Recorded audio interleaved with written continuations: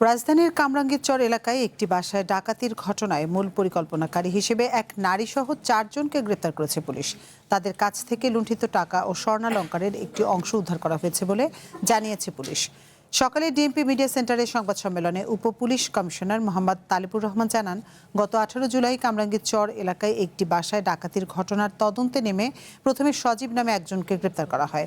পরে তার দেয়া তথ্যের ভিত্তিতে মূল পরিকল্পনাকারী জেসমিন সহ আরও 3 জনকে আটক করে পুলিশ। পুলিশের দাবি, জেসমিন ওই ভবনের 7ম তলার বাসিন্দা হওয়ায় ভবনটিতে তার নিয়মিত যাতায়াত পরিচিতি ছিল। সেই সুযোগ কাজে লাগিয়ে তিনি ডাকাতির পরিকল্পনা করেন। ডাকাত দলের সঙ্গে যোগাযোগ করে তাদের ভবনে প্রবেশ এবং বের হয়ে যেতে সহায়তা করেন। এমনকি ঘটনার পর সন্দেহ এড়াতে ভুক্তভোগীদের সান্ত্বনাও দেন বলে জানায় পুলিশ। অভিযানে গ্রেপ্তারকৃতদের কাছ থেকে নগদ 2,20,000 টাকা এবং লুণ্ঠিত স্বর্ণালংকারের একটি অংশ উদ্ধার করা হয়েছে। পুলিশ জানায়, এই ঘটনায় মোট 8 জন জড়িত। পলাতক অন্যদের গ্রেপ্তারে অভিযান অব্যাহত রয়েছে।